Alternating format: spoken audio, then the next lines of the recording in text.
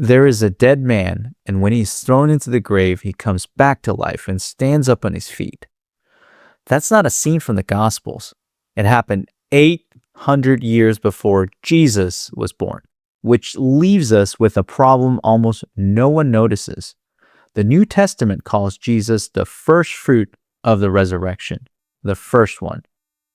You can't have a first, then wait 800 years, then have another first. Either the Bible contradicted itself, or the resurrection that the Bible keeps pointing to was never the one we assumed. Look at this wasteland, the floor is fractured and dry. You got the aura, the power to touch up the sky. If you the son of the father, the king of the hill, turn all these stones into loaves. Show me you. Here's the part that no one explains.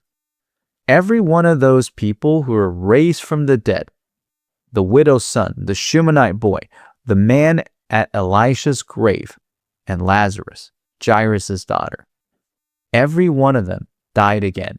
So where did they go? Not to heaven. Lazarus didn't walk out of his tomb and float up into glory. He died a second time and went where all the dead went, Hades, the realm of the dead. And Hades was a prison, a locked place where the dead were kept. So the people who got their bodies back went right back to Hades, and their standing with God never changed. When the Bible says sin and death, it doesn't mean behavior or a body that stopped breathing. It means covenantal. Sin is a broken legal standing, and death is exile from God. Adam died covenantally the day he ate of the tree, even though his body lived another 930 years. If you haven't seen my last video, please watch it. It's going to help you a lot with understanding covenantal death and covenantal sin. So, there are two resurrections. One is physical. Lazarus got the first kind. He was raised and still ended up back in Hades. Jesus got the second kind. He walked out of Hades, the only one raised and never sent back, because he paid the debt. So the resurrection the New Testament points to was never about bodies climbing out of the grave. It was a covenantal one. Now, the one thing has to be clear. Jesus rose physically. The tomb was empty. He ate fish and Thomas touched his hands. This video isn't arguing that the resurrection was imaginary or it was only spiritual. Here's why it had to be physical. The debt he paid on the cross was covenantal. And the old covenant named the currency for paying it blood, physical death. And the physical body walking out of the tomb was the proof of the covenantal resurrection. And that's the sign of Jonah.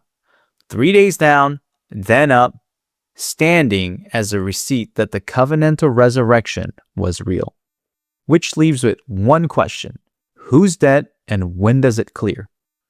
To answer that, you read the Bible as what it is, a legal contract, where the terms for clearing a debt are written in advance. And those terms are in a book most people skip reading, including me.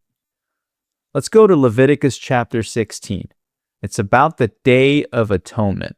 Once a year, the high priest took the blood of the sacrifice and walked through the heavy veil into the Holy of Holies to present it before God.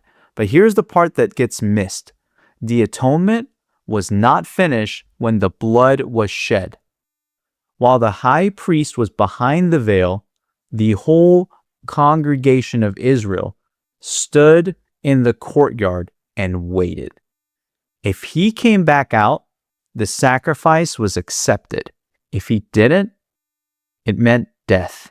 Their entire standing depended on one thing, the priest emerging from behind the veil. Now hold that image and map it onto the first century. In roughly AD 30, Jesus sheds his blood. Then he ascends, passing through the veil into the true Holy of Holies to present the offering before the Father. And then, exactly like the congregation in the courtyard that we just talked about in Leviticus chapter 16, the early church waits. And this is the part that should stop you. Hebrews 9:28 says it outright.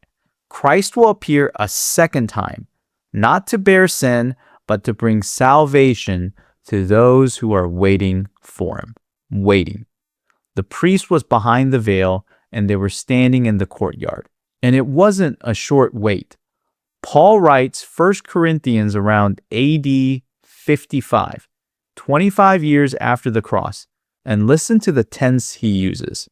He doesn't say was. He says, the sting of death is sin, and the power of sin is the law.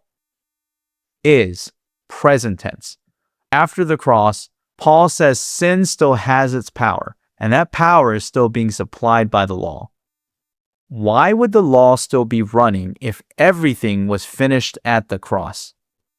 Because the temple was still standing, the sacrifices are still burning, and the high priest, Jesus, had not yet stepped back out.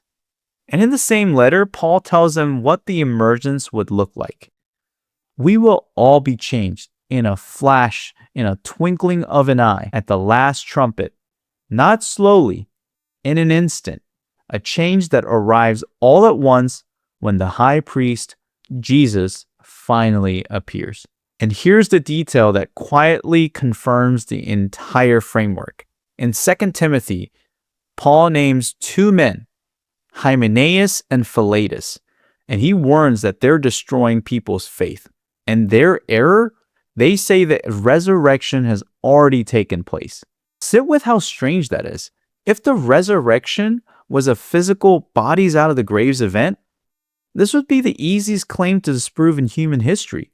Just simply walk through the cemetery. Nobody would lose faith over it. They'd probably laugh. But they didn't laugh. They took it as a deadly threat because they knew, the first century church knew, the resurrection was covenantal, not physical. So Hymenaeus and Philetus, they weren't wrong about the substance of what that resurrection was. They were just early. They announced it before year 70 because this temple still stood. Jesus said new wine can't go into old wineskins, and the old wineskin, the temple, was still standing. You couldn't pour the new world in while the old one was still there. So they waited, and the priest has not yet stepped out. Then year 70 came. The Roman army surrounded Jerusalem, the temple burned to the ground, and the entire Old Covenant, the sacrifices, the priesthood, the law that gave sin its power, was wiped off the earth, and the old wineskin was gone for good. And there's a second picture buried underneath it all. Let's go back to the first Exodus and the first promised land. Moses, the literal embodiment of the law, he was never allowed to enter the promised land. He brought the people to the border and he died in the wilderness because the law itself, the old covenant, can never carry you into the promised land. The one who led them into the promised land was Joshua or Yehoshua, which can be shortened to Yeshua, the exact name for Jesus. The old covenant was never meant to cross over. Moses had to be left behind so that Yeshua could lead his people into the promised land. And year 70 wasn't an accident of history. It was the final burial of Moses and the old covenant. And that was the high priest stepping out behind the veil at last. And the offering was accepted. And the resurrection Paul kept pointing towards, God's people being raised out of covenantal death, arrived exactly on time, 40 years after the cross. So let's go back to the puzzle we started with. Jesus was never the first fruit of physical resurrection. People had been physically raised for 800 years. He was the first fruit of the covenantal one, the first to be raised permanently into the new covenant life. The sign that guaranteed the harvest, and the full harvest came in year 70. We didn't get this wrong because we were foolish. We got it wrong the same way Hymenaeus and Philetus did, just from the other side of history. They stood before year 70 and said the resurrection had already come. And we stand 19 centuries after it and say it still hasn't come. They were early and we're very, very late. Both of us missed the same hinge, the one moment that turned everything upside down. And there's a reason why we keep landing on the wrong side of it. It's the same reason people standing close to Jesus missed him the first time. The Pharisees weren't asleep. They knew the scriptures cold, and they were watching for the Messiah. They were watching for a physical one, a king who would raise a physical army, break Rome's grip physically, and set a physical Davidic kingdom back in Jerusalem. So when he showed up talking about a kingdom you couldn't put a point on a map, they rejected Jesus. Not because they weren't looking, because they were looking for the wrong kind of thing. His own disciples did it too. The last question they asked Jesus before he leaves is whether he's going to restore the kingdom to Israel. Israel, physical kingdom, right to the end. They reached for the only kind they could picture in their minds. And then we turn around and do the exact same thing. We wait for a physical return, a physical 1,000-year reign, a physical throne in physical Middle East. We watch the news for a physical sign. And we watched it since 1948, when the modern state formed, and the one thing the whole system is waiting on has never come. Because we're making the same mistake the Pharisee did. They defaulted to physical and missed Jesus arriving the first time. And we default to physical and we missed what's already arrived. We saw the empty tomb, the sign, the down payment, and kept waiting for a physical resurrection that already happened in a form we weren't looking for. The high priest is not behind the veil. He has already come and the waiting is over, which lands us somewhere in between unsettling and freeing. If the covenantal death that started with Adam has been undone, then the line is down. And remember when we ended last time about the baby, the 1-year-old who dies and is caught between age of accountability, where we couldn't find a single Bible verse to prove that, and either burn in hell? Watch the entire dilemma dissolve. There is no hell waiting for this child, not because we found a loophole, because that line that would have condemned anyone has come down. The debt was cleared, the baby was never under it. You don't need an exception to a sentence that no longer exists. And it isn't only the baby. With the line being down, all of us are back to where humanity began. Neutral.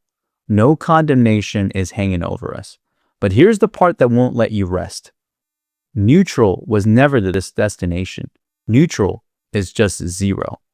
So the fear is gone, but the question underneath it all isn't. How does anyone cross from a neutral slate into life that doesn't end? And there's a second question almost no one asks when they open the Bible. One that's going to overturn how you see your place in the entire story.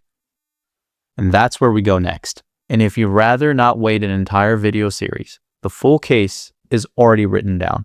It's a book called The Church's Stolen Valor, and it's only 27 pages long. The entire framework is in one place. This project was never meant about making a profit, and it's going to be a paradigm shift. And the link's in the description. And whether this video clicked for you, or you think that I've lost my mind, put it in the comments, and I'll see you next time. Look at this wasteland, the floor is fractured and dry. You got the aura, the power to touch up the sky. If you the son of the Father, the King of the hill, turn all these stones into loaves. Show me you real.